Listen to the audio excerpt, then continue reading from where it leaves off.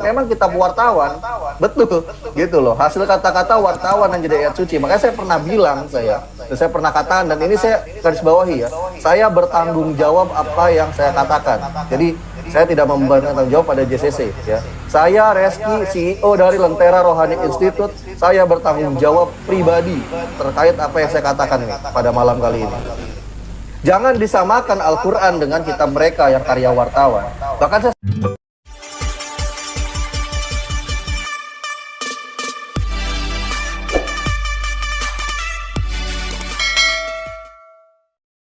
Salam teman-teman sekalian, berjumpa kembali dengan saya Arif Kule di channel TV Laskar Kristus ini. Ini channelnya kita bersama, jangan lupa untuk dukung dengan cara subscribe, like, dan komen serta share video-video daripada channel ini.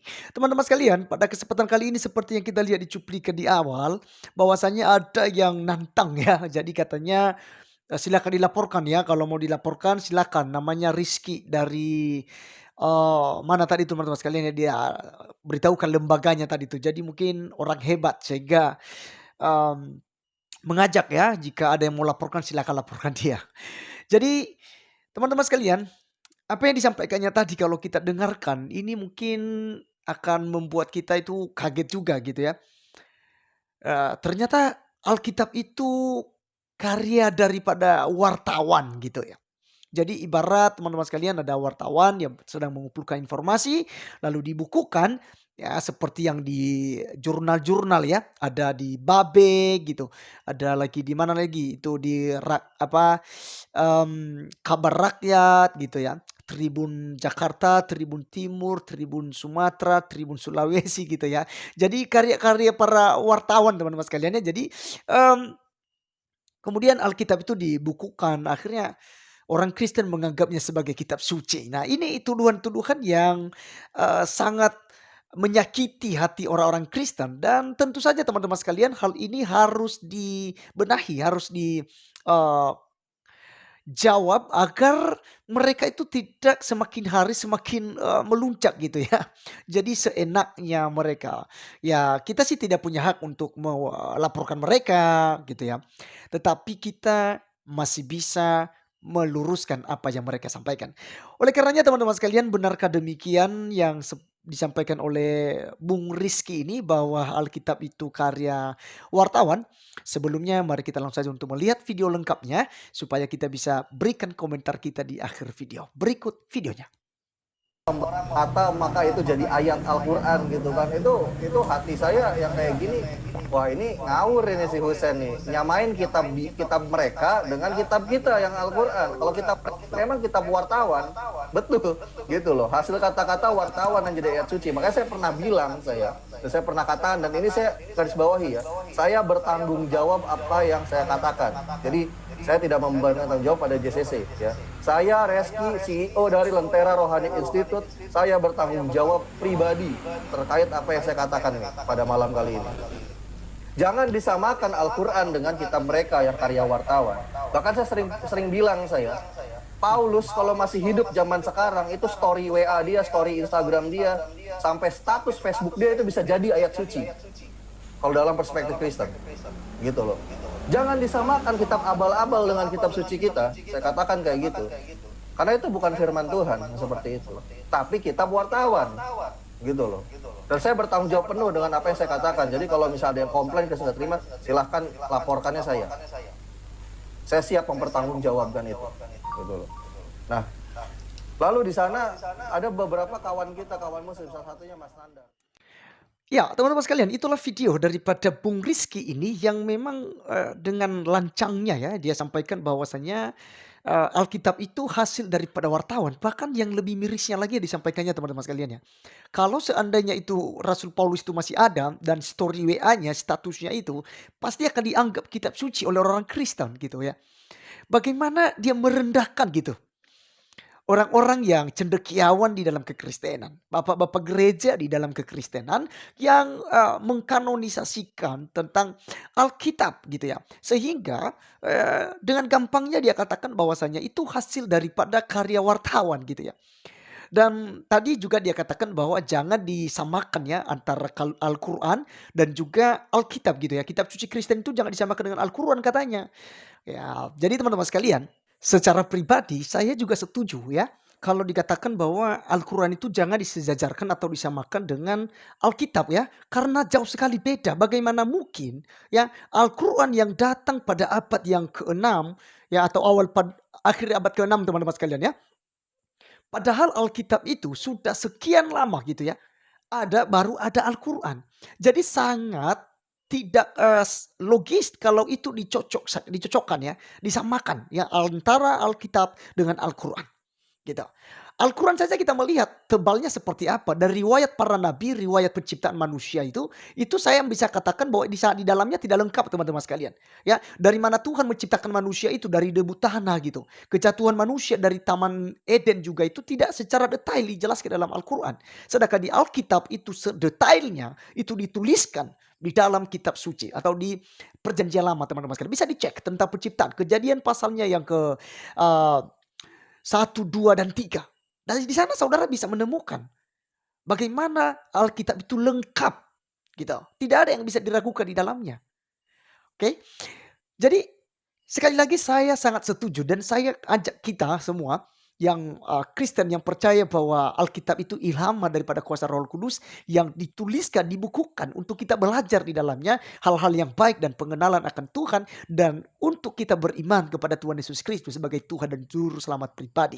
Saat ini saya mengajak kita bahwa memang jangan suka jika dikatakan Al-Quran sama dengan Alkitab karena perbedaannya setinggi bumi di langit teman-teman sekalian ya. Antara langit dan bumi itu jauh sekali. Nah, benarkah bahwasannya Alkitab itu hasil daripada karya wartawan? Teman-teman sekalian saya tidak iakan itu karena pada waktu itu istilah wartawan ini ya belum ditahu teman-teman sekalian. Tetapi yang lebih tepatnya penyebutannya adalah saksi hidup gitu ya. Yang dituliskan oleh saksi hidup yang melihat Tuhan Yesus sendiri dengan mata kepala mereka. Mereka melihat bagaimana Yesus Kristus itu datang dari sorga. Ya, lahir dari seorang perawan yaitu Maria dan bertumbuh besar hingga sampai dia melayani, bahkan sampai mati di atas kayu salib dalam menebus dosa umat manusia. Jadi saksi hidup yang ada teman-teman sekalian. Nah kalau dikategorikan sebagai hasil wartawan saat ini, ya betul. Kenapa? Karena apa yang disampaikan oleh Tuhan Yesus pengajarannya itu dituliskan pada waktu itu ya, yang dinamakan dengan papirus gitu ya, dituliskan berupa di daun-daun pada waktu itu masih belum ada yang namanya buku teman-teman sekalian seperti saat ini. Jadi kalau Bung Rizky mengatakan bahwa itu hasil wartawan untuk bahasa saat ini, ya dia nggak salah. Itu sebabnya dia nggak takut dilaporkan dan dia tantang ya silakan laporkan gitu. Nah siapa yang mau laporkan dengan itu? Karena apa yang dia sampaikan juga pun itu ya tidak terlalu berbahaya dan sama sekali tidak mengganggu iman kekristenan gitu. Ya hanya saja harus berkaca dong gitu ya. Bung Rizky harus berkaca bagaimana Al-Quran juga dibukukan pada waktu itu. Apakah Muhammad langsung menuliskan atau itu saya sepertinya diduga oleh umat muslim itu ya Injil itu harus dituliskan gitu ya. Isa Al-Masih bawa Injil gitu. Ada bukunya sama dia gitu. Padahal kan perspektif ini ya tidak sama dengan perspektif Kristen. Karena Injil ya yang dimaksud oleh kekristenan dan dimaksud oleh kitab suci adalah pribadi Tuhan Yesus itu sendiri. Injil berbicara tentang kelahiran ya, pelayanan Tuhan Yesus, kematian dan juga kebangkitan daripada Tuhan Yesus serta kenaikannya ke sorga.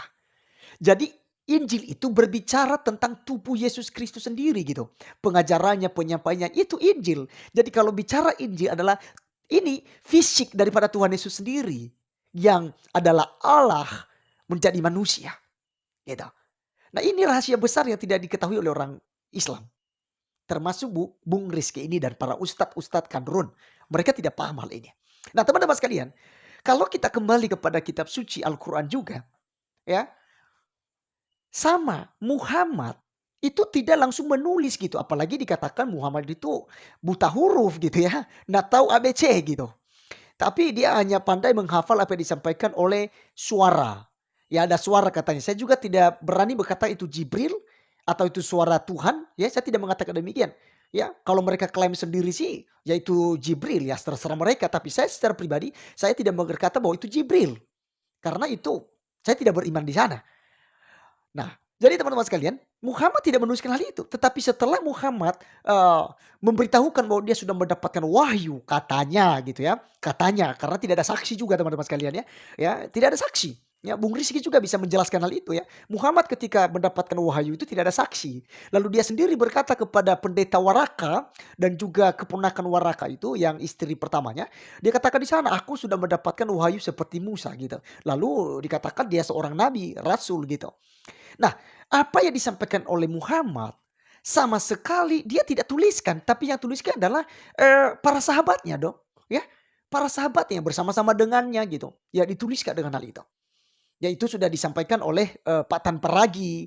Bahkan kemarin teman-teman sekalian saya sudah upload tentang Mas Didit Yuli juga, sudah menyampaikan hal itu bagaimana penulisan Al-Quran. Bahkan itu ada beberapa dituliskan ini, lalu yang satu dibuang, ya ada yang dibakar. Kalau Pak Tan Paragi bilang itu ada lagi surat-surat, yang daripada, sahabat-sahabat Nabi itu sudah dimakan kambing gitu ya. Ada beberapa yang sudah hilang gitu, ayat-ayat kitab suci daripada Al-Quran gitu. Nah, apakah itu bukan karya wartawan, Bung Rizky? Penulisan daripada Al-Quran yang ditulis oleh beberapa sahabat dan juga dibukukan oleh, Utsmat ya. Apakah itu bukan hasil manusia gitu ya, hasil tulisan manusia? Nah, jadi tentu saja jawabannya adalah hasil wartawan, gitu ya. Saksi mata ketika bersama-sama dengan nabi Anda, itu yang menuliskan. Demikian juga dalam Alkitab, yang menuliskan Alkitab adalah saksi mata para murid, gitu. Mereka melihat sendiri, mereka mulai ceritakan, lalu ada ahli tulis, dituliskanlah itu. Baru bapak-bapak gereja lah mengkanonisasikan. Itu dia. Sehingga menjadi satu kesatuan dari firman Tuhan yang telah disampaikan kepada umat manusia. Nah, jadi teman-teman sekalian, sangat salah sekali kalau kita katakan bahwasanya, Alkitab itu ya yang sudah diturunkan dari surga gitu ya. Ya diturunkan di surga, diturunkan dak, jadi kitab suci diberikan kepada Musa, diberikan kepada para nabi, diberikan kepada Tuhan Yesus misalnya gitu ya. Lalu baru dibaca-bacakan, dijelaskan gitu. Tidak demikian, tetapi Alkitab itu ditulis oleh manusia. Demikian juga Al-Quran itu ditulis oleh tangan-tangan manusia.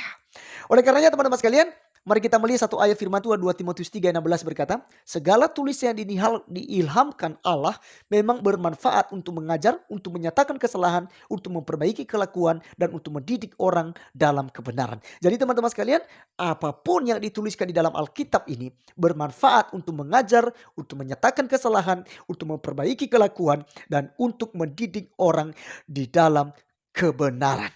Jadi sangat jelas di sini teman-teman bahwa Alkitab ini sangat bermanfaat dan bahkan, bisa dikatakan update setiap hari. Kenapa update setiap hari? Alkitab tidak pernah berubah, selalu relevan ya, dari kehidupan zaman dulu hingga kehidupan saat ini tetap berkesinambungan. Jadi tidak bisa dipisahkan. Oleh karenanya teman-teman, mari tetap percaya bahwa Alkitab itu firman Tuhan dan bukan karangan wartawan ya, tetapi itu saksi hidup yang menuliskannya lalu dibukukan sehingga menjadi sebuah kitab suci dan Alkitab itu firman Tuhan. Terima kasih teman-teman sekalian. Sekian video kali ini. Sampai ketemu